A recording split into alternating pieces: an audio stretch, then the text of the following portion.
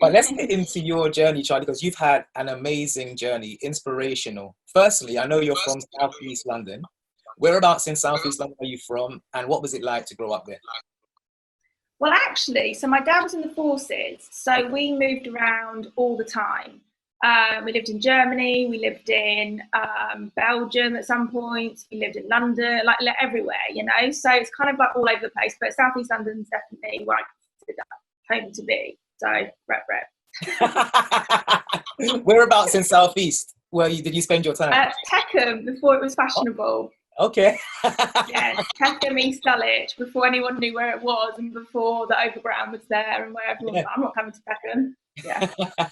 And you said that your dad was in the forces and you traveled to a lot of countries. So did you pick up any other languages in your time? I did. I speak German. Oh, wow. Not very well anymore, but actually German was my first language. So when we moved back to England, I would get all the words mixed up. So I'd be talking in sentences and then be taught, you know, it was kind of cute, but also really strange, I think, as a kid. And I really struggled with moving around, actually. I know some people, when they're in the forces, it's easy for them just to slot in and do that. But, you know, every 2 years, making new friends, having to uproot, move houses, sometimes even move houses in the same place, like in the same city, was really, really tricky. Cool, I could imagine. Now, I realized something about me and you. We have a little bit of a parallel. Now, in my career, I had a friend who actually submitted an application to me that led to my first presenting opportunity. Now, I know in your journey, you had a friend who submitted your Facebook photos that led to you signing your first contract with a modeling agency. That's very cool. Tell me about that. Yeah, so the weird thing with fashion and with modeling is that sometimes it's like word of mouth, and if someone else likes you, other people suddenly like you. And I'm sure that's probably the same with like presenting and that kind of thing. And a lot of the time it's about being in the right place at the right time. Yeah. But I had really tried to get signed on my own. And I'd like in the olden days, I would go to the photo shop, print out my photos, send them off in the mail to modelling agencies, and then you get a letter of rejection back. And I must have about 50 rejection letters, because I'd constantly just be like, hi, here I am, I had the same thing. Yep. Yeah, I mean, it was really rubbish. Now, obviously, everything's done online, but it used to be heartbreaking, like getting those letters through. And then I gave up on it, sort of, you know, in the back of my head, I was like, maybe one day I'll be a model, I don't know. But then I had a male model friend who was from Old Street that I'd known since we were about 15, 16, and he'd left male modelling to become a model scout. So he was looking for new people to sign up, and he sent my pictures off actually without asking, which is fine now, obviously. But I sent my pictures off, and I remember where I was when I got told that the agencies were interested. That bus stop in East Dulwich, it was pouring down with rain. I had shopping bags with me, like Sainsbury's shopping bags. And I was thinking, God, you know, is this my life? Yeah. Is this what I'm going to be doing forever? It's just, you know, going from job to job and working on market stalls, wherever it was. And yeah, luckily it all sort of worked out. Although that was just the beginning. That wasn't the easy way. But it's an amazing story, though. It's a very amazing story. Well, thanks for coming. But I know also that it wasn't an easy journey, but you were always very dedicated to your career. Now, cotton wool soaked with orange juice, how comfortable are you to explain to me what that means to you? Yeah, I did absolutely everything I could to be thin. Everything you can imagine. To look thin, to be thin. I'd buy clothes to look thinner. Be terrified of doing exercises that could possibly be bigger. Like I remember having an agent, because what people have to remember is that in those days there was no Instagram, there was no like plus size community or anything like this. It was all very much about being size 0 and having those proportions. And I'm shorter than most models anyway. So in their mind, what they would say to me is like, well, if you turn up to a shoot and you don't look the same measurements as everyone else, then it's going to look weird. But I'm not as tall as them anyway, so it wouldn't really have mattered. Yeah. So it was constantly, just doing anything that I could to stay thin. I mean, I had bulimia, and which I didn't really register as bulimia. I know it sounds really stupid, but in my mind, it was like other people had eating disorders that would make themselves sick. Yeah. But like what I was doing was a form of stress relief. Okay. And that sounds really weird, but I refused to admit that I had a problem with doing that. But I mean, honestly, all the time, I would just make myself sick until, you know, my face was puffy, and people think that it's a great way to lose weight, but unfortunately, it does the opposite, and actually you're not really losing anything. My face would be puffy all the time. I was constantly tired. I'd be bloated. I had an agent who would say to me, if you do squats, you'll get a smaller butt. But obviously, people squat now to get a bigger bum. So I would do that, and I would measure, like use a tape measure, and it would be going up, and I would be absolutely freaking out. So every single day, it was just this massive torment to try and keep these measurements down. And some people are like, well, you know, if you go on certain news websites and people leave comments, you know, people will say, well, you know, maybe you're not designed to be a model. But in my mind, I'm like, well, who decided that that was perfect? Because in the 50s, my body now would be fine, maybe even too thin. In the 90s, I would have been too short, but I still would have had, you know, some of the body that some of the models had. So it really is just like changing times and trying to fit in with those times. It's really confusing. Yeah.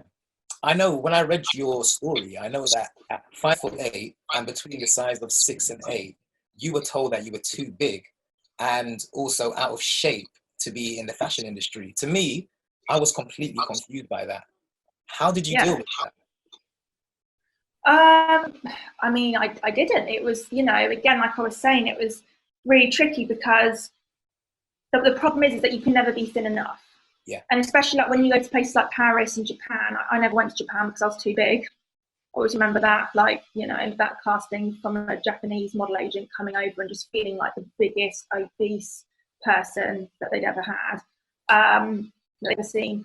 Yeah, it was soul destroying because only you can control what you're eating. So you put this massive pressure on yourself because you're like, whatever I'm doing is not working. Why is it not working? Why do other girls make it seem so easy?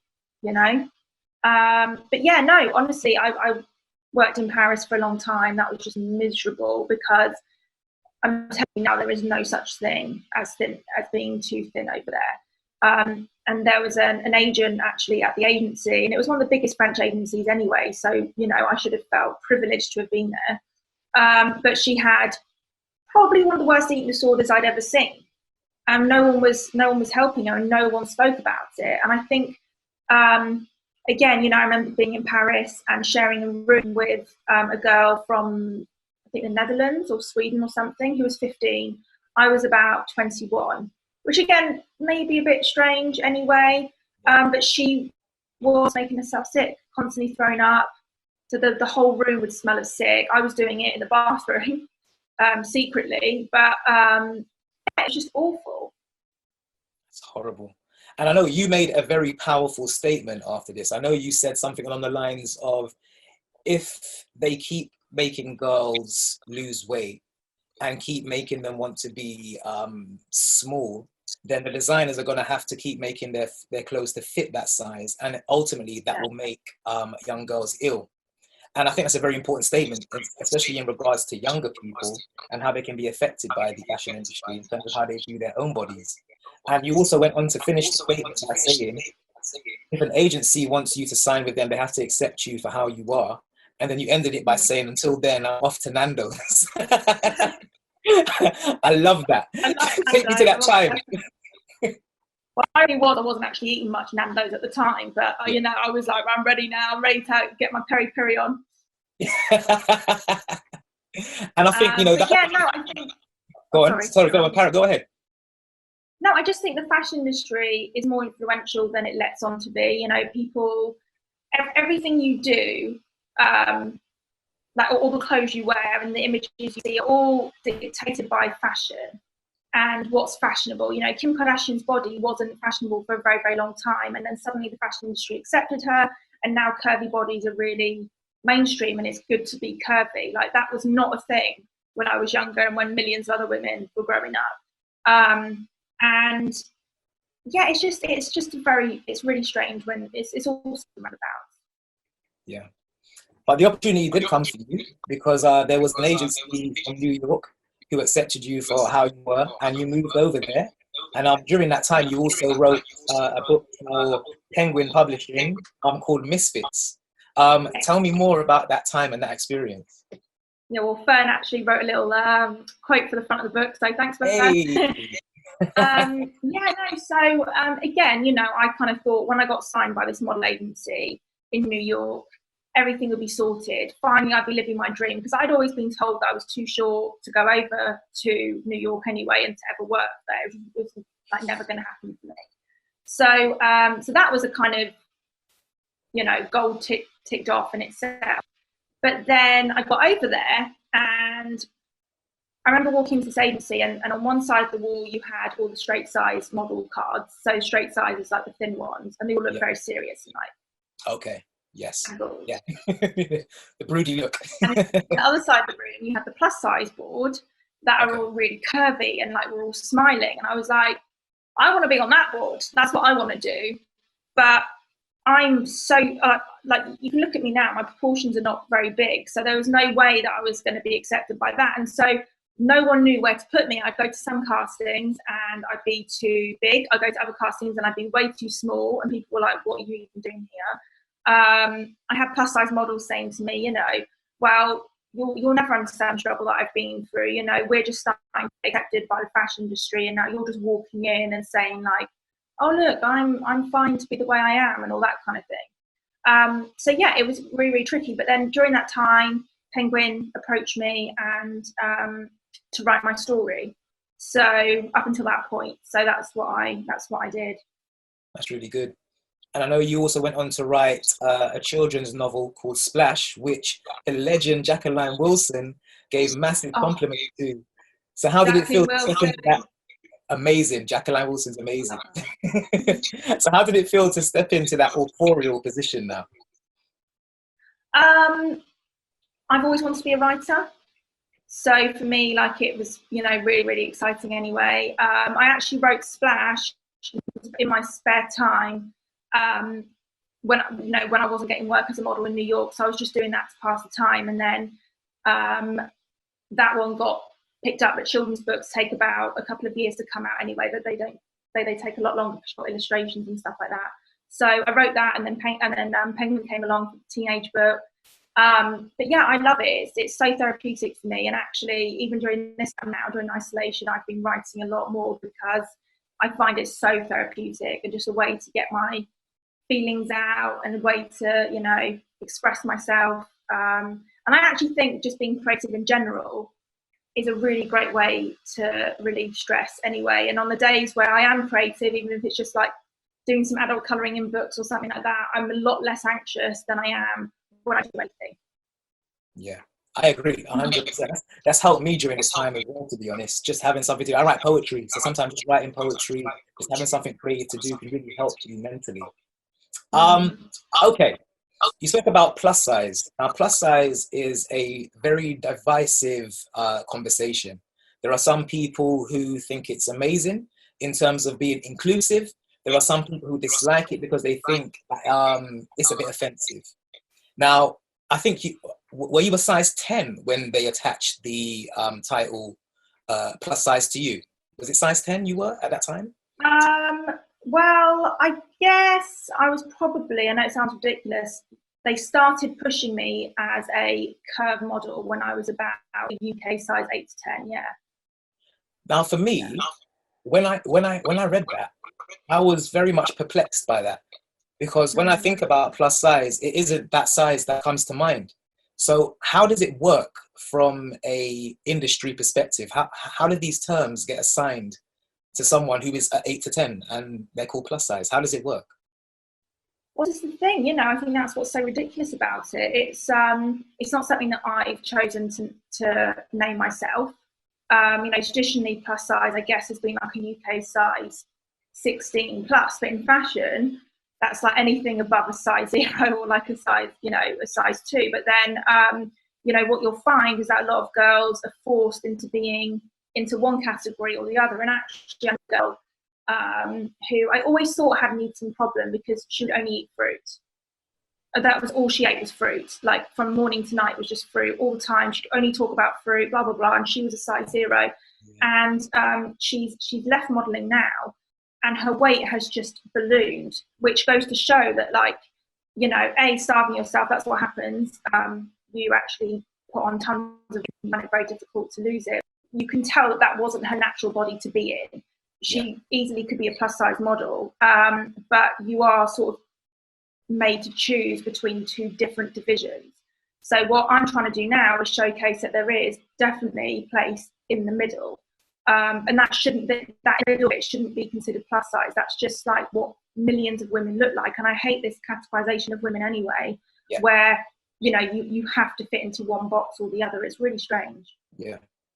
What I love about you as well is that you've always championed, as you call it, squishy flesh online. And I know that you even use the term squishy to create your own brand. So tell me a bit more about Squishy. So Squish is what I like to just call the female bits, you know, the things that like most women have. I think it's more unusual for women not to have some form of squish on their body, you know, whether it's the bit under your arm or it's your thighs or your tummy or whatever. Like, you know, even you as a man, obviously know what your sexual preferences are. There's loads of squish. Like women. There's loads of squish. But you know, like I'm sure most women that you've ever seen have got that on them. It's just that the fashion images say that women don't have it. So for me, I was trying to reclaim that word and make it into something positive. And there are a lot of people who go, well, I find that offensive. And it's just like, okay, well, like, I personally find it a really cute word. I find it really sweet and feminine. So yeah, I've made these this Korean-inspired beauty brand, skincare brand that doesn't choose to retouch models, and they're all based on products that are very cute and feminine, but that make you feel good. So we've got flowers that cover your spots to make you feel less insecure when you're around someone. We've got these under eye masks that are like squishy, so that's where I got the word from, was squishy. And you put them underneath your eyes, which I kind of need this morning because my face. You know, I use them as well. You know, I do use the under eyes. It's a secret between me and you. Yeah, don't tell anybody. Don't tell my boys. But yeah, no. So it's been cool. Yeah, that's good. And I know there is a time when you had created 500 jars for a product for your brand, and there was a 5,000. 5,000 jars. Yeah, 5,000 jars. And there was a mistake that happened. Tell me about that and how you overcame it. Oh my God. So I don't know how this happened, okay? French has never been my strong point. I never did it for GCSE. So, right. We made these jars and I don't know what happened. Like everything was spelt correctly. And then I sent the files off to our designer, who then, I think like the word just automatically changed it or something to what we thought said moisturizer to cream fire hydrant. Yeah. So I was like, but I didn't know that until like we shot it all. We had all the jars made. We had the models, you know, promoting it, whatever. And then I put it on Instagram and I was like, here's our really exciting new product. And all these French people were like, no, that means fire hydrant. And I was like, are you kidding me right now? Like, I was just like, so we were like, shit, what are we going to do? So I literally cried. And I was like, is there any way? Like, I got a needle to try and scratch it off. I was like, I'm going to have to scratch off 5,000 jars. And I couldn't scratch it off. Like, they're all made of glass. And I was like, I literally don't know what I'm going to do right now. But then I thought, you know what? Okay, we've made a mistake. It's funny to other people, maybe not funny to me. Like, let's just try and have a joke with it. So we had all these stickers made up that say cream fire hydrant on it, limited edition. So we had all these stickers made up. We put them on all the boxes with like a little fire hydrant. And actually, they've done so well that we've almost sold out. Wicked. Which is kind of amazing. Well done. Yeah. People were like, you know, like I was really embarrassed to tell people, and there were some people who were like, no, don't admit it, you know, always, you know, just go ahead. And I was like, no, and like, you know, just have a joke with it, but yeah. You did well. You did well. And do you know what I noticed about you and your journey? It seems like PMA has always been important to you in terms of your strive for success. So how important would you say PMA is, positive mental attitude is to you? Well, I'm a big believer in the law of attraction. I don't know if you follow that. Not everyone does, but you know, it's just like saying, I'm going to have a good day. If you wake up and you're like, oh, I hate the weather. Oh, I hate this. I hate that. I'm in a really bad mood. Then you're probably not going to have a good day. Yep. So I try really hard just to be happy. And being happy, I think you have to train yourself to do it, which I know, you know, I think people want this magical feeling of waking up and feeling good every single day. And unfortunately, that isn't going to happen. You're going to have days that go down and then, you know, other days where you're on a complete high. But if you can just maintain that middle ground, I think that's quite important. So yeah, you know, trying to stay positive when you don't have any money, because believe me, I had about 20 quid in my bank account when I was living in New York. I mean, it was awful. Yeah. You know, getting rejected every single day as a model, having books rejected. I've written full books that have, you know, been rejected. You have to just stay positive and try and look at the bright side. 100%. And the other thing that I really, you know, big believe, like, I love space. I love the galaxy. I love all of that. I'm such a nerd, right? Yeah. And when you think about how insignificant we are as a species and just as a planet, you just have to remember that, like, there are so many bigger things out there. So just live your life. You know, don't hurt people and don't be mean, but just live your life. Who cares what people think? True. Because after this, there really is nothing, you know? It's true. 100%. I agree with you. All right, last two questions before we go. What would you say is the overarching message that you really want to give with who you are and what you do? And secondly, what is next for you, Charli? Okay, well, first of all, the overlying message.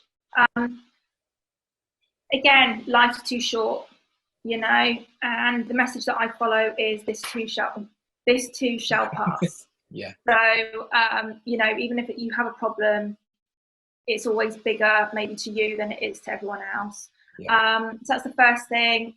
Also, just love your body, because there's no one else like you.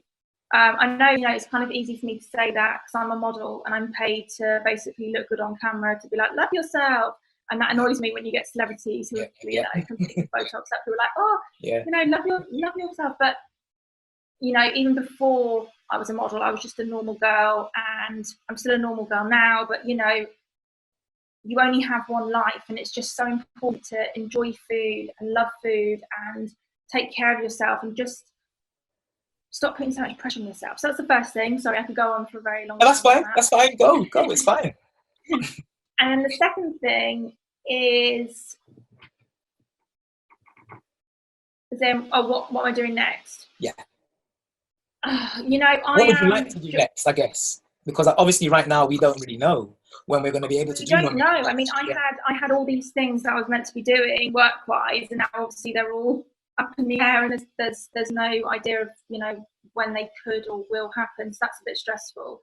I want to continue writing. I'm actually thinking of getting into acting, so I am going to give that a go, because I think, why not, you know? Wicked.